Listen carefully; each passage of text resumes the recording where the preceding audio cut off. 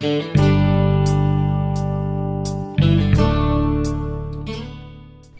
everybody. I'm Ed Majkowski. I'm EY's insurance consulting leader, and we are thrilled to be with you here today virtually. First and foremost, we are a very proud sponsor of the IICF. Diversity and inclusion is a significant priority, strategic priority of EY, and of course it is to the IICF as well. So we are thrilled to be here to sponsor the IICF and be here virtually to talk about the Dialogue for Diversity series. I am personally sitting up here in Kennebunkport, Maine, the wonderful southern coast of Maine. And I will confess, while I love it here, after 3 months up here, I cannot wait to go back to the big city and return to the office. And that's what today's session is about.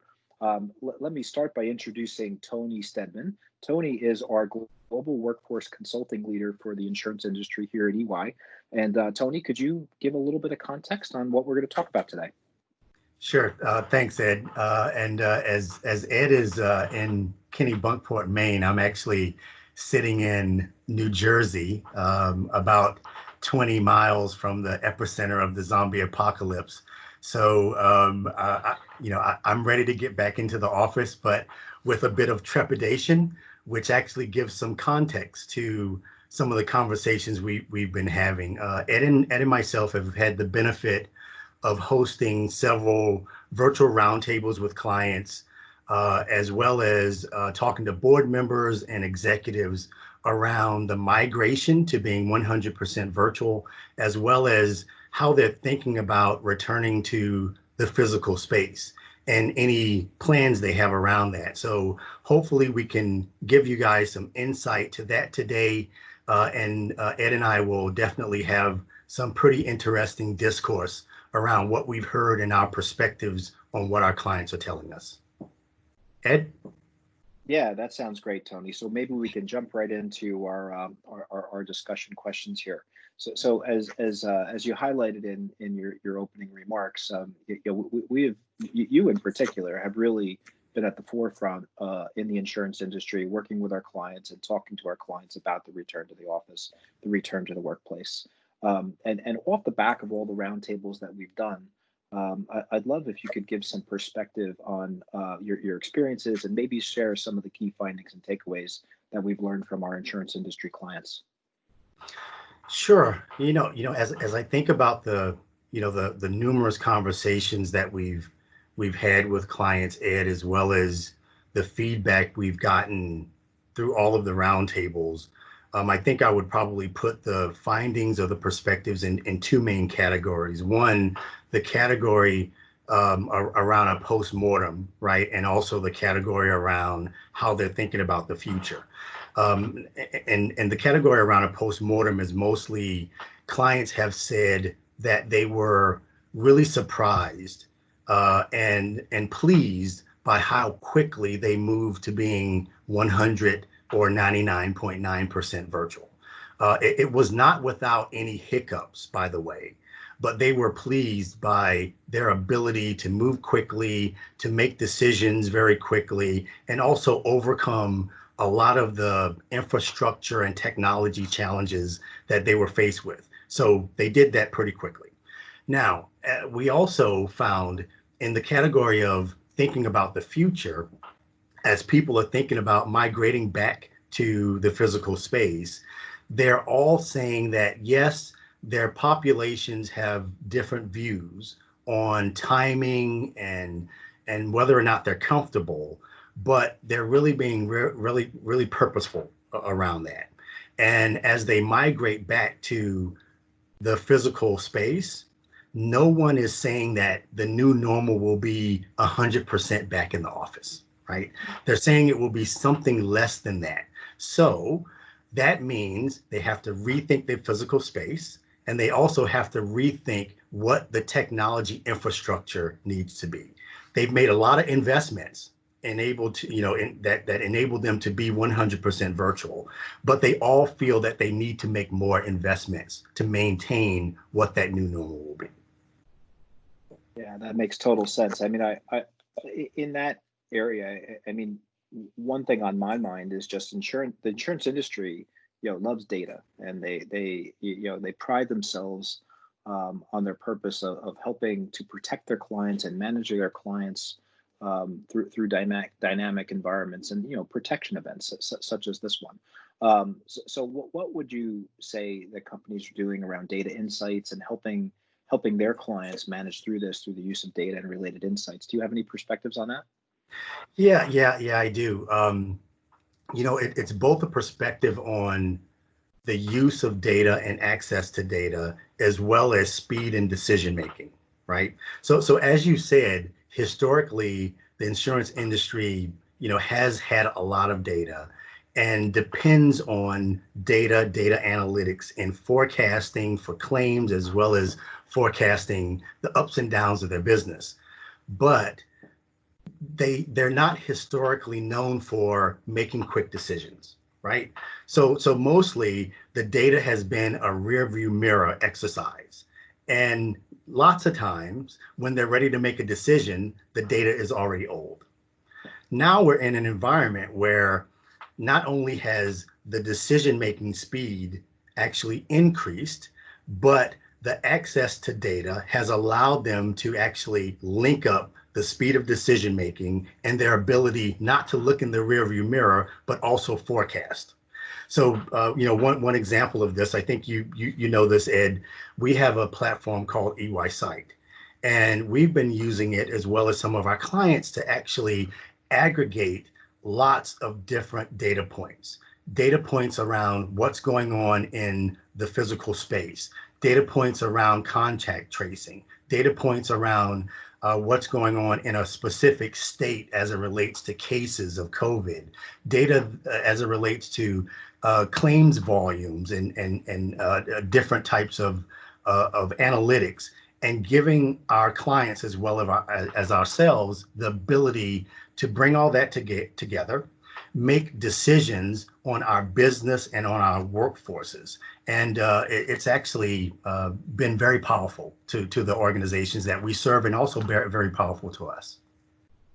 Sounds great. Almost sounds like a crystal ball as I hear you articulate that, which is wonderful. But let's get back to the next question, which is when are we going to reopen, and what does that look like for the insurance industry? When can I go back to work, Tony?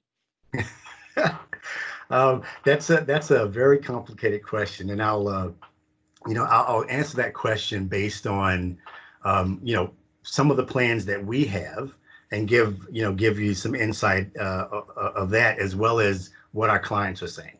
And it's really in two camps.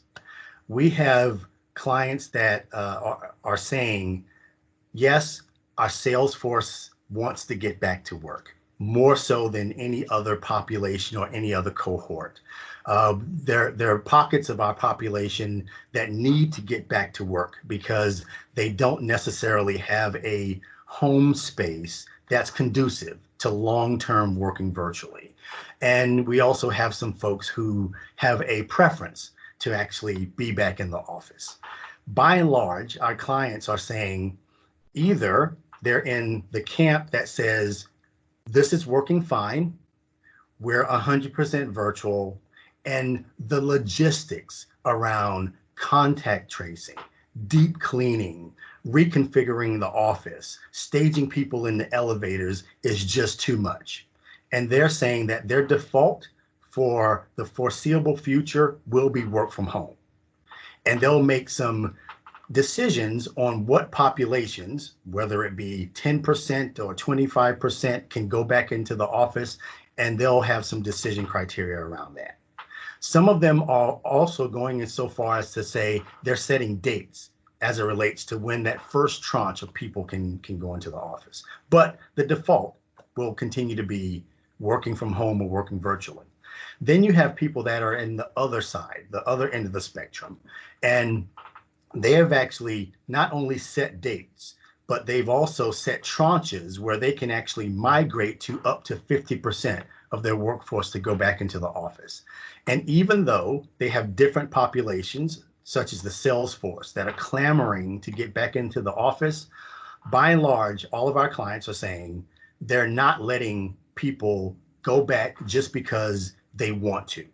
They're thinking about long-term being in this virtual work environment and making sure that all those populations, all those cohorts have the capabilities they need to carry out their functions in a virtual world, much like what we said the future of work was supposed to be.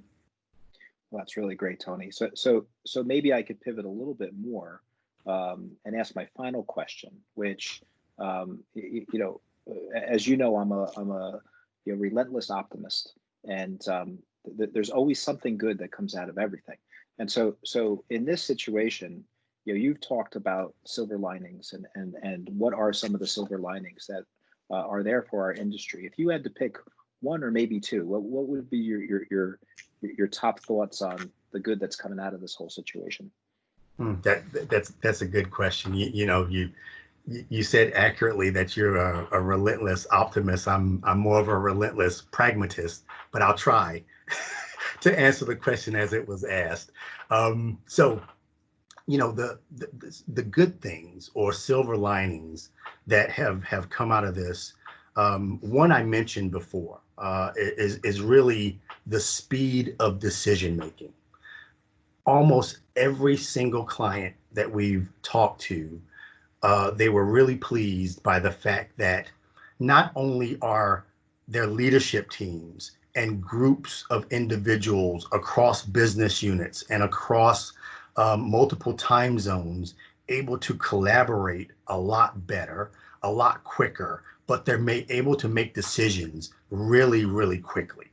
So that's one silver lining. Another one seems to be that engagement seems to be going up. And you can tell why, right? Because if teams are collaborating a lot more, if people are doing what you and I are doing, and they're seeing each other much more often, regardless of where they are physically, engagement would go up. Now, those are two silver linings. Now I'm going to migrate back to the pragmatist in me, right? Those are sweeping generalizations, right? And whenever we're looking at workforces, one error is that we generalize based on what the data is telling us, and we don't drill down into finding out where are the discrepancies in the data. Now, there is anecdotal evidence to suggest that even though these silver linings exist, that there may be pockets of the population, if I put my diversity hat on, if you have populations that did not assimilate very well, or they were isolated in the old environment, they may be even more isolated in this 100% virtual environment. If you had people that were being abused, or people that were being shunned in your population, being that they're not all co-located and you can actually see these things happening, they may actually be happening on a more regular occurrence. So even though there are silver linings, I think we would be remiss if we didn't drill down into the data and find out, is there some disparity in different cohorts of our population that these silver linings don't exist for? So I had to actually be a little pragmatist there.